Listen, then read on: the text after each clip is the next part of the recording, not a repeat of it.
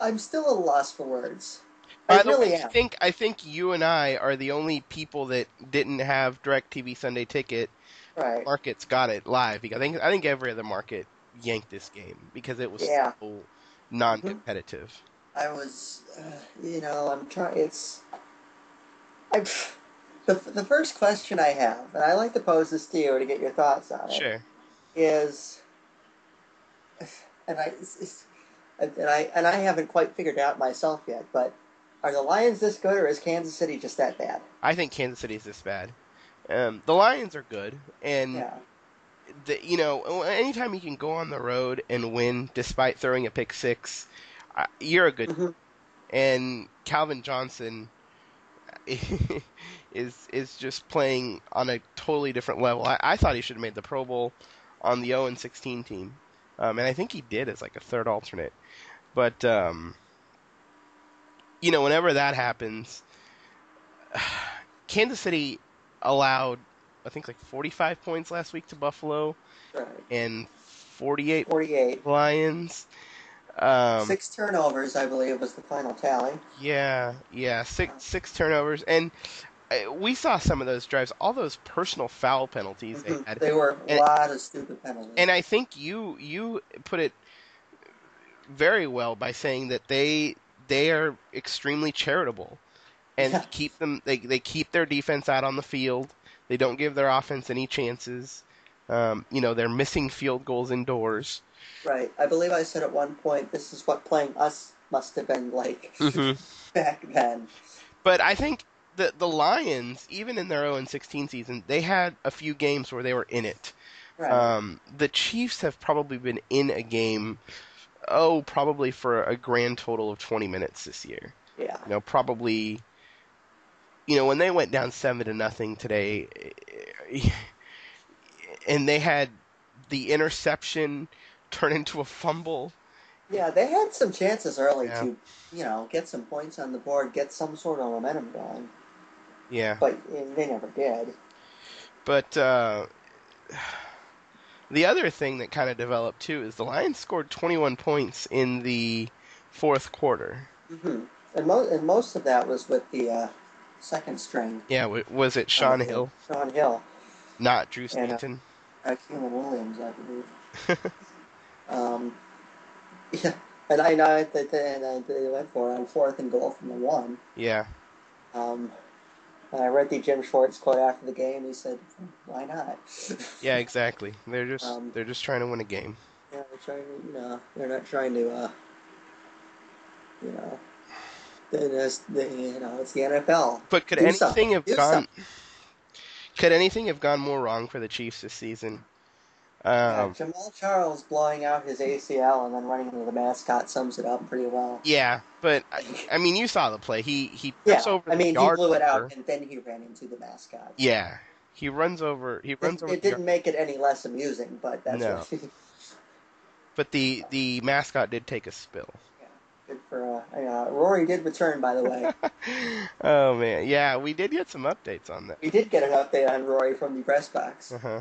I know for the Alliance writers, for one, we're keeping an eye on that. But I don't expect them to put up 48 every game, but they look like a real football team Hmm. again. And I know that some of it was handed to them.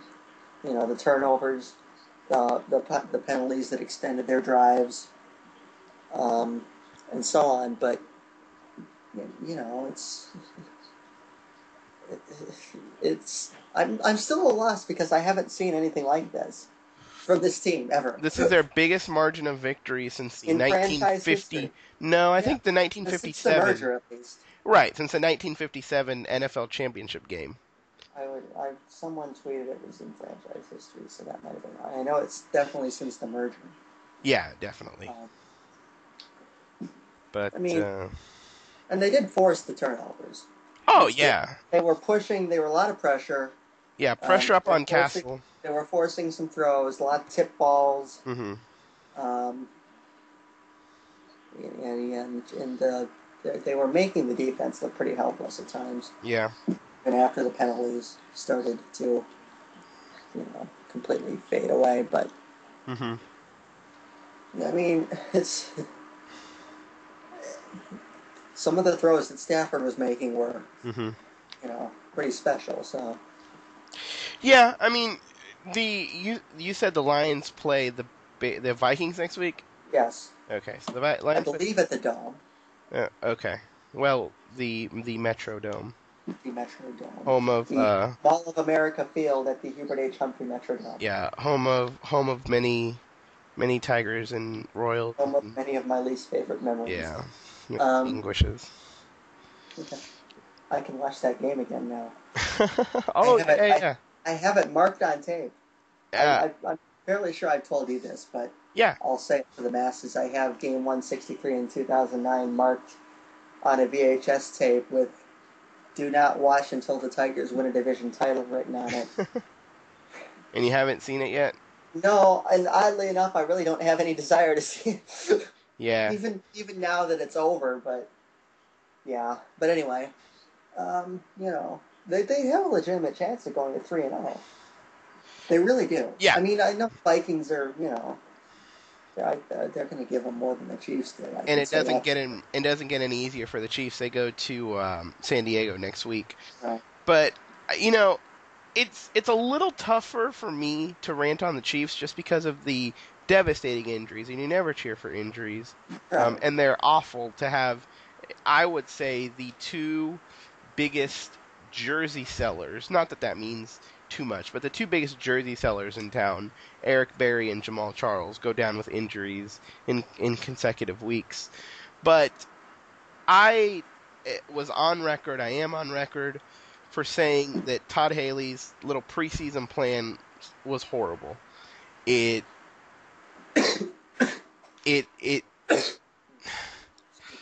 it was arrogant. It was it made it seem like he was the smartest person in the room and he knew better than everybody else because remember, this is the team, this is the coach that put his players out against the Green Bay Packers second and third stringers well into the fourth quarter. I would say even past way half well into the fourth quarter in the fourth preseason game, which is a game that most of the league agrees is just a game where you pretty much play the fringe players that are pretty much not going to see. Most of them are not going to see an NFL roster. Some of them are fighting for their jobs. Um, and you risk a lot of injury with that because if you put your star players up against these guys that are fighting for jobs, guess what they're going to try to do? They're going to try to make a play against these star players. And if you're putting them into halftime, into the third quarter, fourth quarter, there's a reason all of those fourth preseason games are on a Thursday, except for this year there was a Friday game. But there's a reason all these games are on a Thursday. They just need to happen. They're for your second and third stringers. They're so you have a balance of home games, so there aren't three, you have four home games. And you move on and you prepare for your game the following in 10 days. You prepare for your game the following Sunday. I don't know why the Chiefs didn't do that. I don't know why they felt they were too smart to not do that. Let alone the fact that they're the lowest payroll in the league.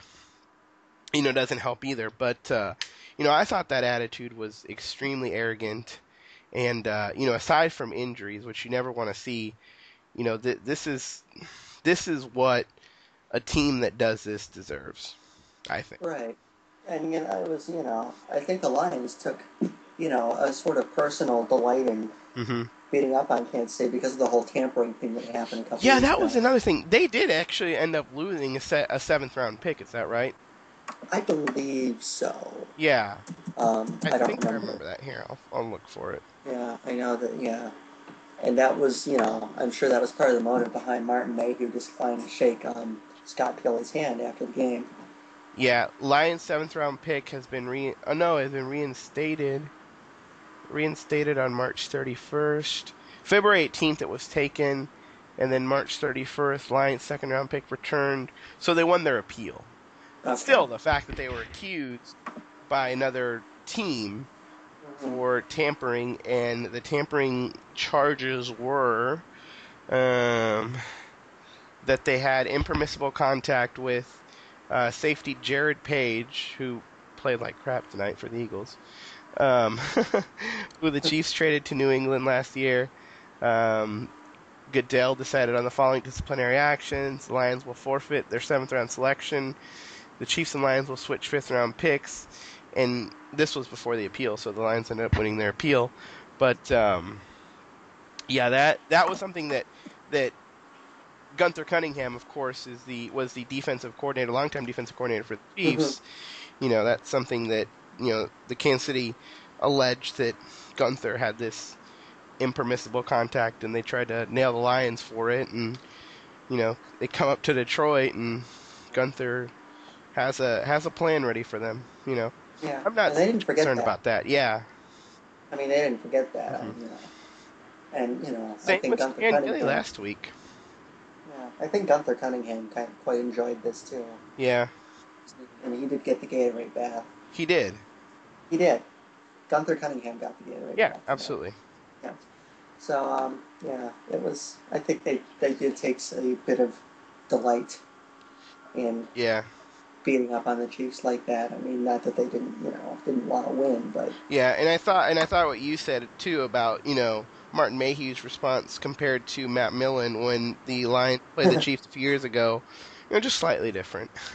yeah, I'm not going to repeat that. No. But let's just say there were some vulgarities said that should not be Yeah, said. two former Lions receiver Yeah, Johnny Morton. but that's Mayhew. He's a lot more low key. Mhm. He's pretty quiet. He's pretty notoriously tough to deal with in Yep. media wise, Yep, so you've got Mayhew. which is a welcome change of pace, to be quite frank. Sure. Um, but yeah, you look at the Lions' schedule, and yes, they're road games. No, it won't be easy, but Mm-mm. they go to Minnesota next week, Okay.